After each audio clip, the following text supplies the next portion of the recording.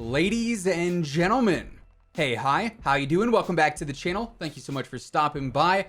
Vanguard has been out now for a couple of days at this point. You've had a good amount of time to, just generally experience multiplayer and what it's all about. And at this point, this is where the learning curve comes into play, the skill gap comes into play, because we're starting to figure out what really works in this game, and on the flip side, what does not work, the things you need to avoid doing. And today we are focusing on those key mistakes, those crucial mistakes that a lot of players are still making that you need to sort of cut out of your gameplay if you're looking to seriously improve. So as we cover all these things that you want to avoid in your gameplay, if you enjoy the video at any point, or if it helps you out, let me know by dropping a like on the video itself. Seriously do appreciate it.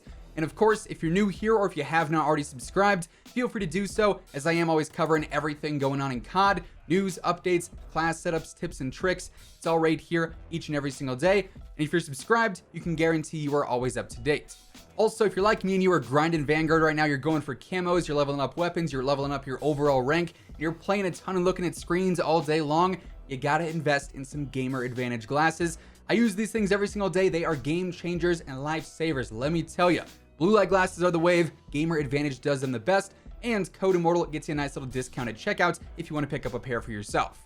Anyway, when it comes to your gameplay, there is a lot of things you could potentially be doing wrong that if you cut out would drastically improve your gameplay in general. You're going to be dropping more kills, going on more streaks, just having a more enjoyable time on the game, overall. So first up, quick little setting tip for anyone out there who's just jumping onto the game: do not use the circle minimap. Basically, if you compare the circle minimap to the square minimap, the square minimap shows more of the actual map itself. You can see red dots from further away. You can see more choke points where your teammates are going to be, all at further distances. Basically, that circle minimap just hinders your ability to gain information for free. So there's absolutely zero reason to be using the circle minimap. Do not make the mistake of leaving that on. Now, when it comes to general gameplay, as I'm sure you can probably tell by now, the time to kill in this game, the TTK in this game, is pretty fast, to say the least, right? Like, there is not a ton of time to react in a gunfight.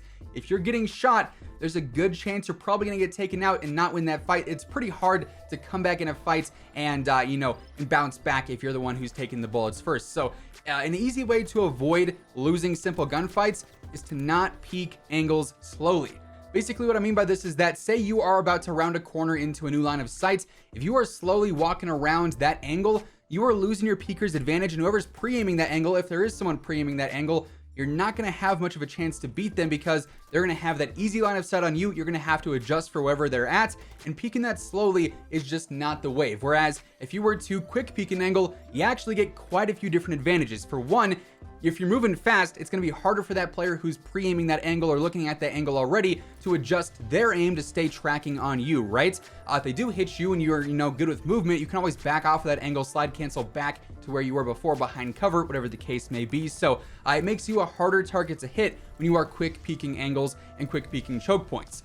Another thing that it gives you is peeker's advantage, which definitely does exist quite a bit in this game. I feel like I've noticed throughout my gameplay. And basically what peeker's advantage is just simple connection and server side things that give you a slight edge over enemies. It's not anything crazy, like it is probably milliseconds when it comes down to it, but if you're the one quick peeking an angle, there's times where you actually can see things slightly faster or sooner than the enemy on the receiving end, the person who's looking at that choke point from the other side. So quick peeking is absolutely the way to go. Slow peeking things is a mistake that a lot of players make, and it's basically free kills on you if you are that person slow peeking.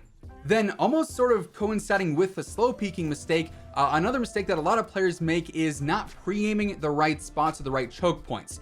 Basically, what I mean by this is that if you don't have your sights up first in this game in a lot of cases, especially in high action areas on the map, there's a good chance you're not going to win that fight just because of that fast TTK. If someone is pre-aimed and ready on you and they get their sights up first, whether that's because they have a faster ADS or because they knew that you were coming, they had your footstep audio cue or whatever the case may be, you were on the UAV, doesn't matter. If they have their sights up first and you have to then react to that, it's going to be tough to win that fight. So you got to find the balance between slow peeking a corner while ADS and then, pushing into a choke point and getting those sights up quick, maybe while you're sliding into a corner and getting that peeker's advantage. That's a huge thing that a lot of players do that really helps them out. But pre-aiming those choke points is something you always want to do just to help increase your chances of winning a gunfight if there is one. If you know someone's pushing you on the UAV, having those sights up and getting ready for that fight is going to be pretty crucial. You just don't want to get caught pre-aiming things too much, or on the flip side, not pre-aiming enough. So learning the balance between what is a choke point on any given map,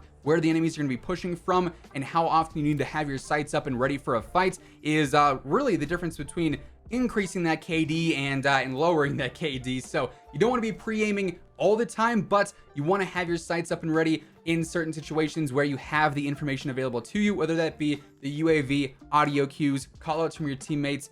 There's a lot of variations there, but having your sights up first is a huge thing in this game, so you can't always be running around guns ablazing from the hip. ADSing in this game is huge.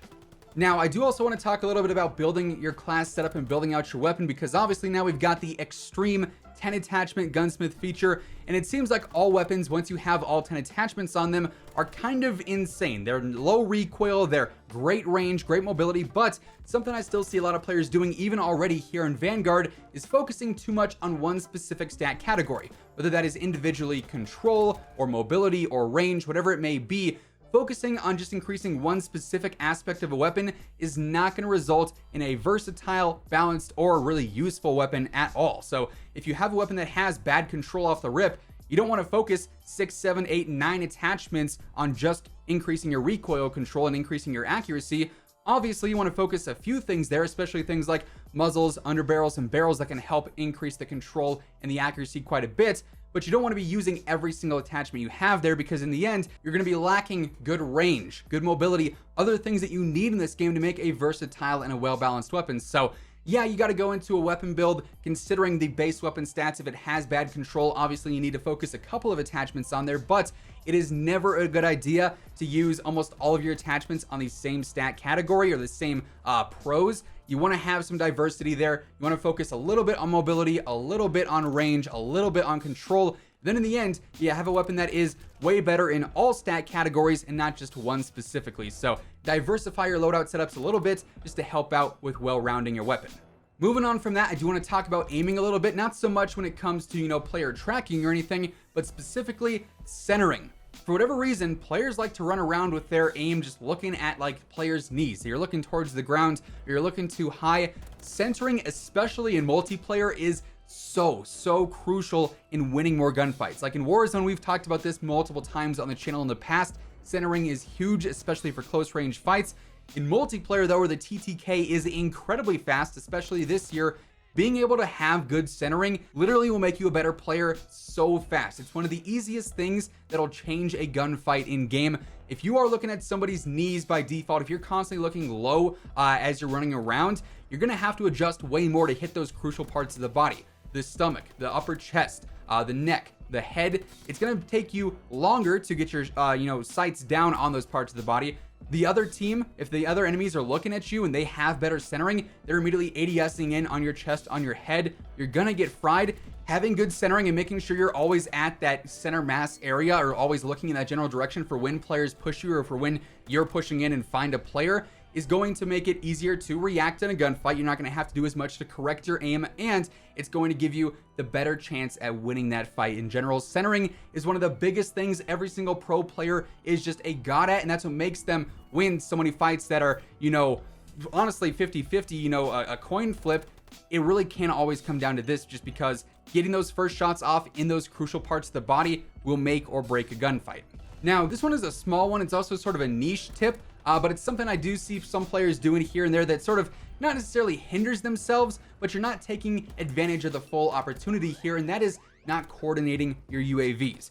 Most players are playing in a party, right? And if you're all running UAVs in this game, there's something especially useful you can sort of coordinate, and that is calling in 3 team UAVs at the same time. So if, Bob, Timmy, and Jim all get a UAV, they call them in separately, you're just gonna have the normal UAV where it pings here and there. You get the lower elevation or the upper elevation mark, and you can sort of figure out where enemies are at. But if, what were their names, Timmy, Jim, and Bob, whatever they were, if they all call in their UAVs at the same time, and any given team has 3 UAVs active at the same time, it then turns into a partial advanced UAV. Now, if you have the real advanced UAV, you actually end up getting to see where ghosted players are. You'll be able to see their elevation indicator and just a basic red dot, not the arrow, but it's going to show you a little bit more information. 3 UAVs though does show you the exact movements of an enemy that's not ghosted or an enemy that's not moving with ghost on, which is incredibly useful. So coordinating UAVs and trying to have 3 UAVs up in the air at the same time as a team is going to give you some free information that is super beneficial. You definitely want to be coordinating those as you call them in. Then the final tip for today is simply change your operator. A lot of players make the mistake of just selecting the operator that they like and using that operator through and through. In this game, it's actually more beneficial if you are consistently changing your operator because, as we know, each individual operator has their own rank, and as you max them out, you pretty much limit the amount of bonus XP you can get from completing different operator challenges. If you're constantly changing all your operators, you get free XP just for playing as them, completing certain challenges, winning games, getting certain kills. It's free XP for doing nothing but saying, hey, I don't want to play as this character, I want to play as them. It's super simple, and like I said, basically free XP. So yeah, as of right now, those are some of the bigger mistakes that I see quite a few players making here in Vanguard Multiplayer. Hopefully, by applying these to your gameplay, you can see some pretty noticeable improvements very quickly, especially with a couple of these, like the UAV stuff, like this centering. A lot of that stuff can change your gameplay very quickly. So I hope this video helps you guys out. If it did, or if you just simply enjoyed it, let me know by dropping a like on it. It would be seriously appreciated. And of course, if you're new here or if you have not already subscribed, feel free to do so. That way you can always guarantee you are up to date with everything going on in COD, between Vanguard, Warzone, and everything else in between. As always, if you want to check out any of my partners, be sure to use code IMMORTAL for a spicy discount on all Scuff, G Fuel, Gamer Advantage, and Control Freak products. The links for all those can be found down in the description below. But once again, thank you so much for tuning in, and until next time, take it easy, have an awesome rest of your day, and I'll catch you guys later. Peace out.